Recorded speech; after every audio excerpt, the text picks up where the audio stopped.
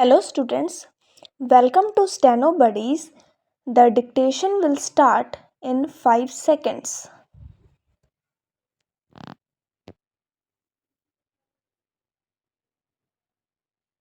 Mr. Vice Chairman, Sir, I rise to lend support to the resolution moved by my friend with full heart here.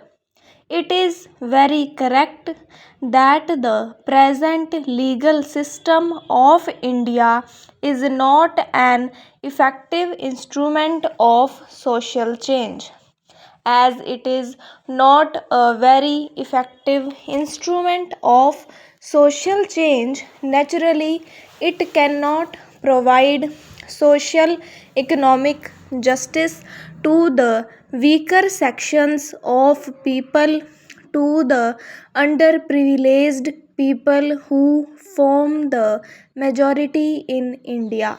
Sir, we all know that the old order change yielding place to new. Change is the only unchanging thing in this constantly changing universe. It is not a very happy thing that although we attained independence in 1947, till today we are guided by Anglo Saxon jurisprudence. We all know that India is a socialist country and goal of socialism has also been embedded in our constitution. Can you achieve this socialistic goal through the present legal system? This is my question. I am sure none can give an affirmative answer. It is a very common complaint among the poor sections of the people of India, the downtrodden masses, the toiling masses, the people who cannot pay for costly litigation, that they are very scared of going to the court. First, they are ignorant. Then, they have no money. They are very poor. The court of law for them is a sort of jigsaw puzzle. Whenever they go to a court to fight out a case for the redressal of their grievances, they always have the psychological fear. What is that fear? What is the use of going to the court? If I go to the court to fight out a case, for it will take 3 years to 10 years or maybe 20 years, who knows. So, this inordinate delay in the dispensation of justice is a great hurdle for the poor people who cannot fight our costly cases. And even when they go to the court, the poorer sections of people have to pay high fees to the lawyers. In the process, they lose all their property, lock, stock, and barrel, and whatever they already have. There is a very interesting story. Two poor people were fighting out a case in the court over land. They had been paying fees to the lawyers for a long time. If a man gets justice after 20 years, what is the use of this?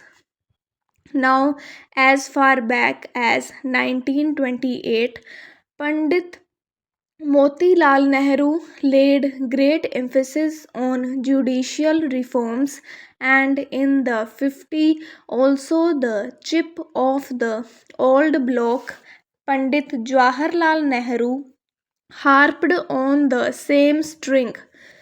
Now, when people go to the court day after day, they have to wait. And why? Because some of the people do not know the actual procedures. Some people are afraid of going to the court, and poor people have got a sort of sentiment that these courts are meant for the rich people, for the affluent section of the society, for people with money and fortune, and it is not meant for the poor. If we introduce this sort of judicial reforms by appointing a commission by which this sort of misgivings and apprehensions are totally removed the minds of the poor people of India, the earlier is done, the better it is for our country.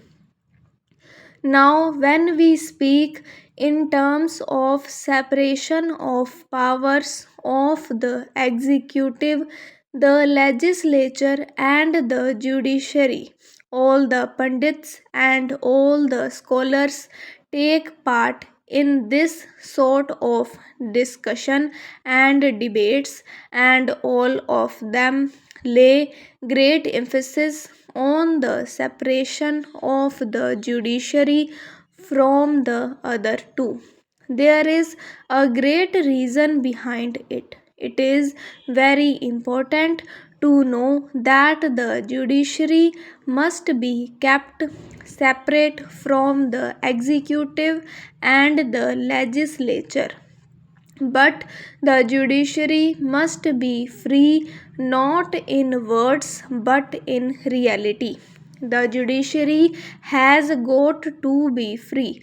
Now, our beloved Prime Minister has introduced the one new program. There are many schemes under this program, and I have found that under this one new program, lands have been distributed free to the landless people. But what happened the moment the new regime came? All the landlords came, swooped on them, and took away the lands, and those poor people did not get any justice anywhere. So, if justice remains just on paper, if justice is not carried into the field to the poor people of our country, what is the value of this justice? I don't find any meaning in it. So, justice has got to be made effective, substantial, and cheap, and its dispensation must be very fast. Now I have gathered this knowledge that the National Law School of Bangalore has recommended that the law course should be for 5 years. I do not understand the reason behind it.